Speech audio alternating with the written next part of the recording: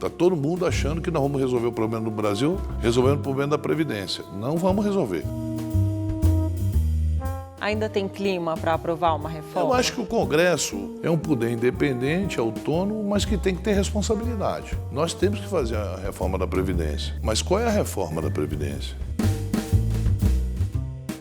Quando você fala em aposentadoria rural, essa pessoa, ela não junta dinheiro como o ministro da Economia quer que ela faça uma capitalização. Como?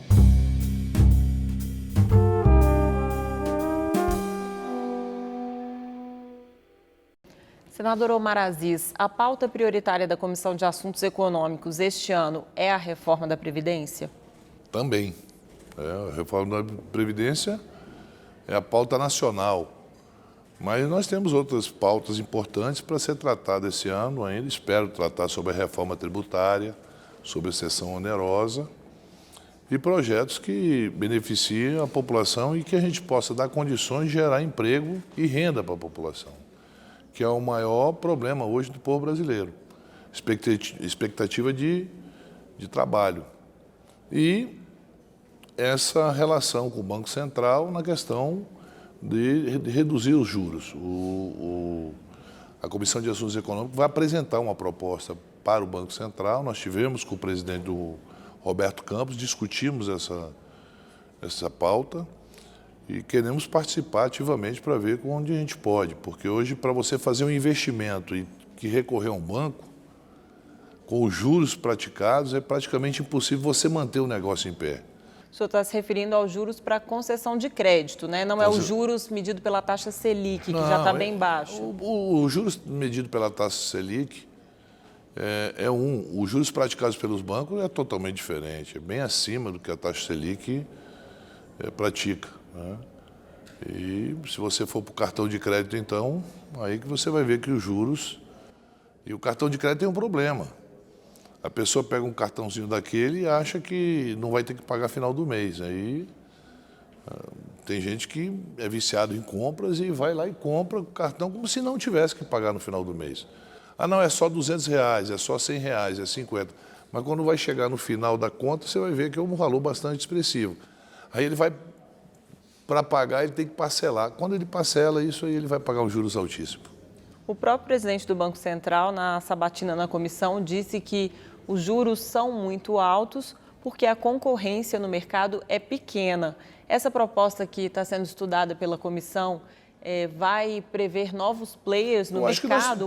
Qual seria a solução para isso? Você tem expectativa da entrada de novos bancos no Brasil, mas tudo isso passa por credibilidade econômica e segurança jurídica.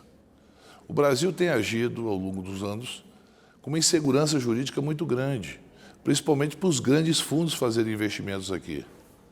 Você vai fazer um investimento no lugar que você acha que eles podem mudar a regra do jogo no meio do tempo? Aqui no Brasil acontece isso. Eu vou te dar um exemplo claro. A Zona Franca de Manaus, de onde eu vim. A Zona Franca de Manaus é constitucional. Às vezes, com um simples decreto do ministro da Economia, você pode acabar com o segmento todo na Zona Franca. Isso cria uma insegurança jurídica muito grande. Eu estou dando um exemplo lá, mas existem vários outros exemplos aqui no Brasil que nos preocupam, porque isso inibe o investidor internacional a entrar.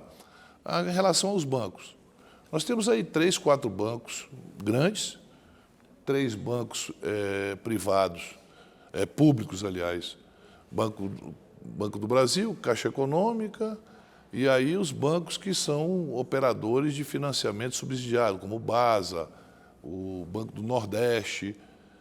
Mas nós precisamos trazer novos bancos para cá.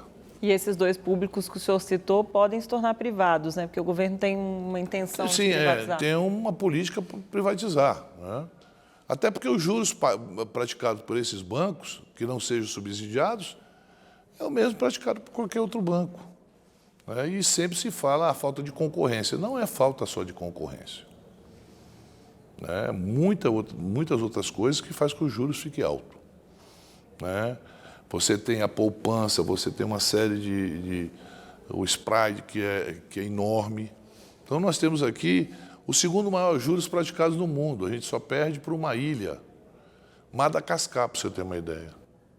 Uma ilha na África. Madagascar é que tem um maior. Então, você não pega nenhum país em desenvolvimento, você não pega nenhum país desenvolvido com os juros praticados. Quer dizer, aqui, o empresário, a população brasileira, ela tem que ser herói para poder pegar um dinheiro no banco. Você pega um dinheiro no banco, você coloca de garantia um imóvel seu, e aí você vai tentar capitalizar esse recurso através do negócio que você monta. Se o negócio não for mal, você vai perder tudo.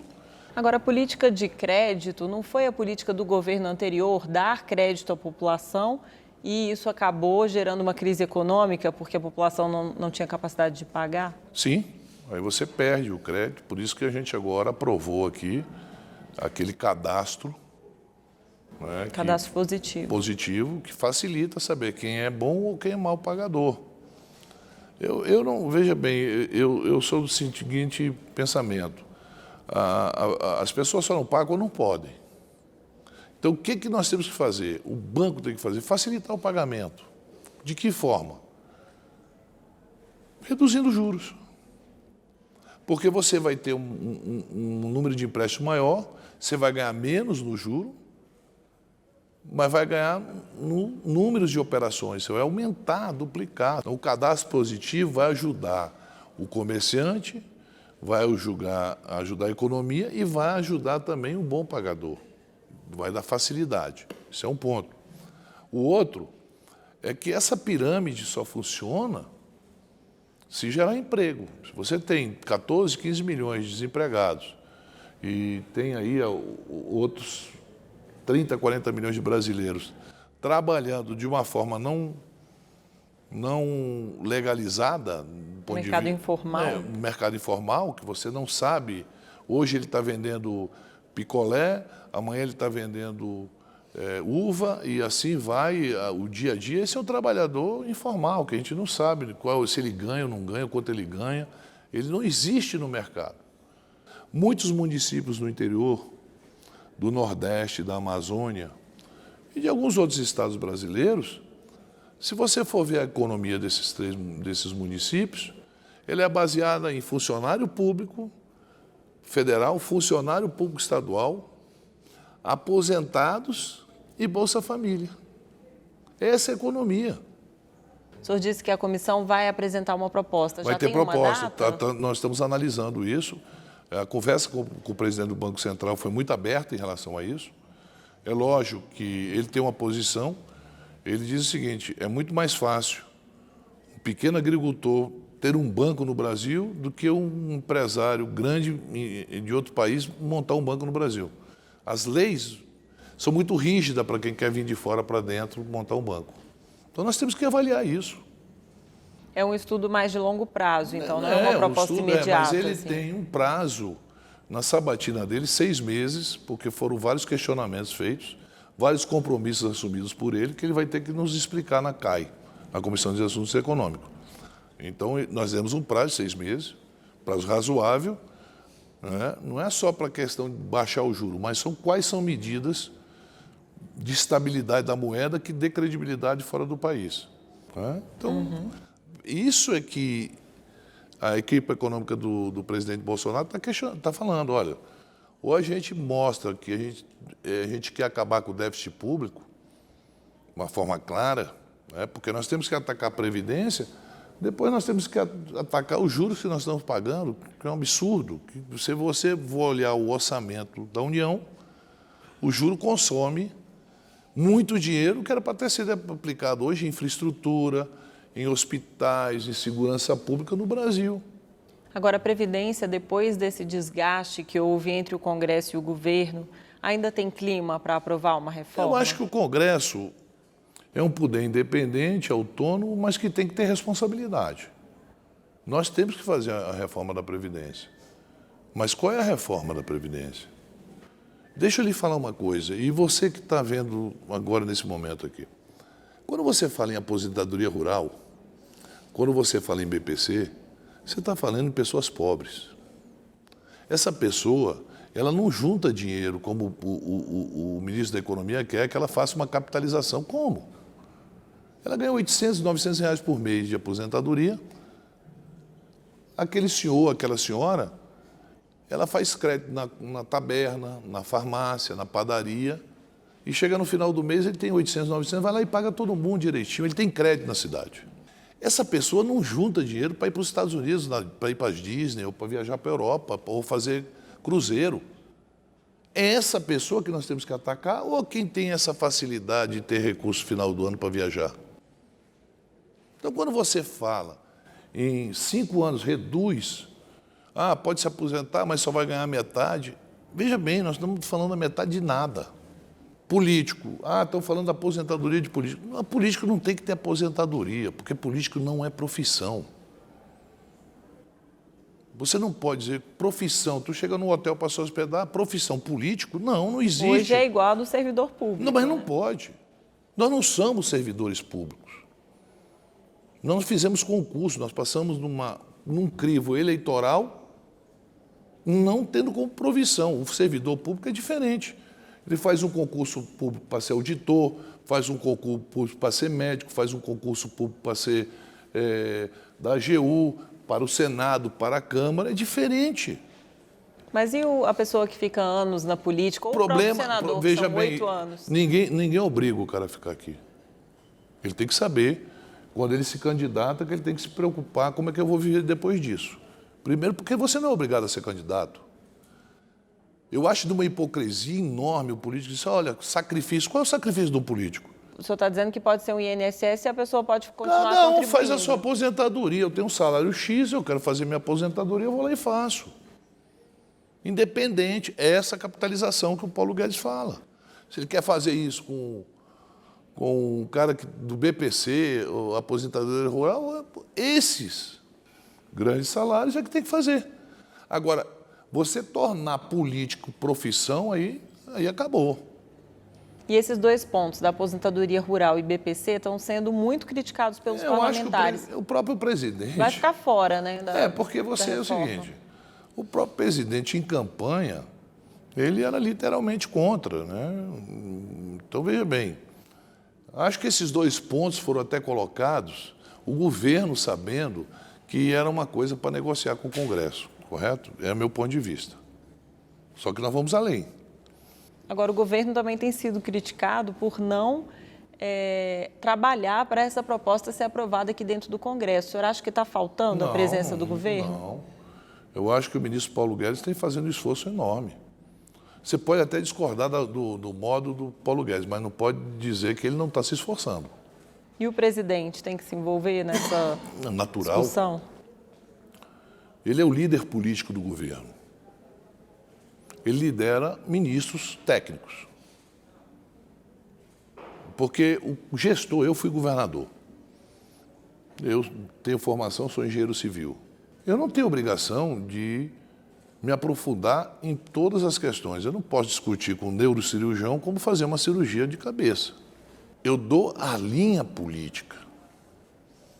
O gestor, ele dá a linha política. E quem executa isso são os técnicos. Então, o governo tem uma política pública para alguma coisa, que até agora não lançou para nada. Nenhuma política pública. Macro.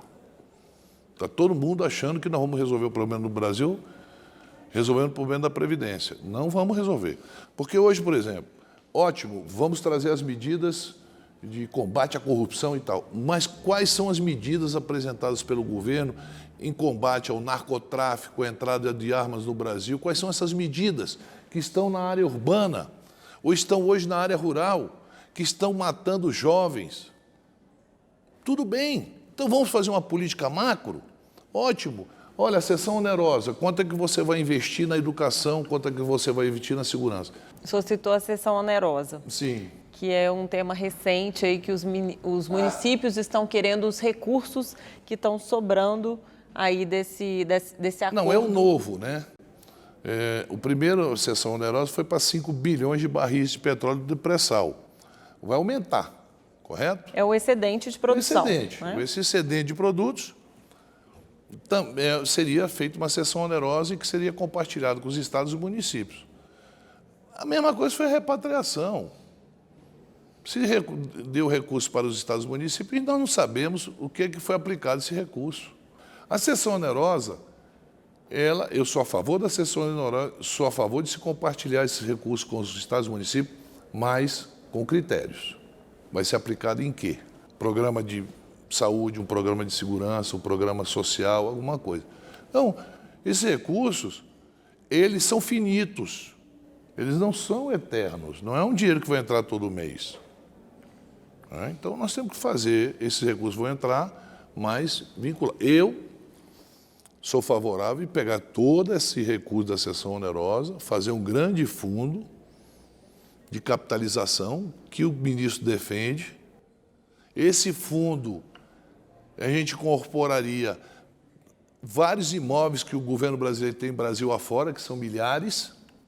Nesse fundo, nós incorporaremos parte dos recursos de privatizações que estão acontecendo hoje e nós faremos um fundo para a BPC e para a aposentadoria rural. Seria um fundo para assistência social, separar a assistência social da Previdência. Isso, porque este não há recolhimento. Mas se você criar um grande fundo, bem administrado, com pessoas independentes, mas com responsabilidade, que vão fazer a capitalização desses recursos desse fundo, tenha certeza que nós vamos dobrar esse recurso. Agora, quem não vai gostar dessa proposta são os estados e municípios que receberiam o recurso diretamente. Veja bem, eu fui eleito para ser senador da República, eu fui eleito para ser senador. O governador que foi eleito nesse momento, ele não tem que reclamar, ele sabia do jeito que ia encontrar o Estado. Ninguém foi enganado. Então agora você não pode chegar aqui e joga no peito do Congresso que tem que resolver isso. Não. Nós temos que pensar numa coisa a médio e a longo prazo, não é a curto prazo. Não é para receber, eu vou pegar esse dinheiro para pagar o salário que está atrasado, eu vou pagar 2 meses depois, no terceiro mês. O que você vai fazer? Não tem mais esse dinheiro. Agora, enquanto o Congresso discute reforma da Previdência, o governo já está preparando outra reforma, que é a tributária. E o Congresso também já começou essa discussão. Agora, o governo diz que vai reduzir a tributação na folha de pagamentos. Essa proposta tem tudo a ver com a Previdência. O governo está fazendo reforma da Previdência para reduzir tributação na folha? Está beneficiando os setores da economia em detrimento da contribuição do trabalhador? Veja bem, a reforma tributária ela é uma discussão que se trava desde quando eu me entendo por político. Bem se falando, várias propostas já foram apresentadas, e aí não se fez a reforma tributária e começou a se criar fundos e contribuições. Esses fundos e contribuições retiram recursos dos municípios e do Estado. Não é compartilhado. Concentra no federal. Concentra no federal. Qual é a proposta hoje do governo federal? Pelo menos foi o que o ministro Paulo Guedes disse a mim. A proposta dele é 70-30, mas não é 70-30, 70 para o governo federal e 30 para os estados e municípios. É 30 para o governo federal e 70. Porque a atividade meio, que é o governo federal, não realiza atividade fim. A atividade fim está nos municípios, que está no hospital, está no SPA, está numa policlínica, está numa delegacia, está dentro de uma creche, está dentro de um centro social. Essa não chega esse recurso. Quando chega diminuto. Essa proposta do ministro Paulo Guedes agrada, é uma música no ouvido dos governantes. Essa discussão não deveria estar sendo puxada pelo Senado, senador, porque a Câmara está protagonizando essa discussão. Não, mas porque entra pela Câmara. O Senado é uma casa revisora. A proposta de reforma tributária é uma proposta que está sendo elaborada por deputados. Chegou no Senado. Nós poderíamos até estar discutindo isso aqui hoje. Como o presidente do Senado disse, vamos formar uma comissão para acompanhar, para acompanhar... O que fez na reforma da Previdência. Isso, mas isso não vai dar em nada, porque quando chegar aqui, a boa vontade de pessoas que eu respeito muito, quando chegar aqui, cada senador vai ter uma opinião, tá certo? Os trâmites são os mesmos. E essa expectativa de aprovação de reforma da Previdência no final desse semestre na Câmara e até outubro no Senado, o senhor acha que é possível? Eu acho que sim. Nós tivemos governo de centro, governo de esquerda e governo de direita. Vamos colocar desse ponto de vista. o discurso é o mesmo de todos, desde a época do Fernando Henrique até agora, que tem que fazer a reforma da Previdência. Uma foi feita em 2003, né? Sim, como foi feito pelo Fernando Henrique foi em 98 ou 99. Também, 98. Depois o Lula fez em 2003, correto? A Dilma tentou fazer, né? O Temer tentou fazer e o Bolsonaro, que foi, nesses anos todos, deputado, que ele é deputado desde 90, todas essas reformas ele votou contra. Agora é ele que está tentando fazer. Então, o pensamento de qualquer pessoa que chega no Executivo é que tem que ser feita a reforma da Previdência. Então, ninguém aqui pode dizer, não, a nossa reforma é melhor que a outra. Ninguém sabe qual é a melhor reforma. Nós pedimos, e eu pedi como presidente da CAI, para a nossa equipe técnica, pegar todas as reformas enviadas ao Congresso, desde 94 para cá, para saber quais são os pontos divergentes de uma para outra, para a gente poder jogar na cara de parlamentar de partidos políticos que estão aqui dizendo, eu sou contra. Não, peraí, tu era contra isso? Não, você era a favor, o teu partido apresentou isso aqui. Isso vai ficar disponível para a população? população? Vai, lógico. Eu pedi para fazer esse levantamento, que é um negócio simples. Então, pega a reforma que o Fernando Henrique queria, a original, não as mudadas, que foram mudadas, não. Pega a reforma do Lula, pega a reforma da Dilma, pega a reforma do Temer e pega a reforma do Bolsonaro. Essas 5 reformas, vamos ver o que converge e o que diverge uma da outra. A divergência vai ser mínima. O senhor acha que essa proposta vai passar pela Comissão de Assuntos Econômicos ou está caminhando mais para ter uma tramitação acelerada, né, uma tramitação especial para aprovar? Independente rápido? Se vai passar ou não, a Comissão de Assuntos Econômicos é uma comissão muito importante, você sabe disso, do Senado Federal. Se vai passar ou não, o senador aqui tem autonomia para fazer aquilo que quiser, né? Então, se passar, nós vamos ter o equilíbrio necessário para debater e dar celeridade. Eu não tenho por que segurar.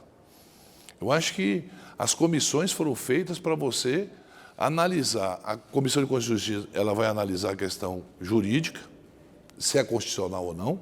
A Comissão de Assuntos Econômicos, ela analisa se é possível, de onde vem esse recurso ou não, a viabilidade econômica para o projeto. Só isso, porque o mérito ele é debatido em plenário, mérito político. Mas os senadores podem aprovar um calendário especial para votação em plenário. Sim, eu acho que nós faremos isso, até porque nós não podemos... Olha, eu vou dizer uma coisa para você, a marginalização dos políticos, a criminalização dos políticos, não nos permite querer achar que nós temos ainda esse poder todo de segurar, sentar em cima, não. Nós temos que mostrar cada vez mais o nosso empenho em tentar mostrar à população, e não é mostrar só teoricamente, é na prática, que a gente quer fazer as reformas necessárias para o Brasil voltar a crescer, a gerar emprego e oportunidade e dar uma qualidade de vida melhor ao povo brasileiro. Senador, muito obrigada pela presença e até a próxima. Eu fico agradecido pelo convite.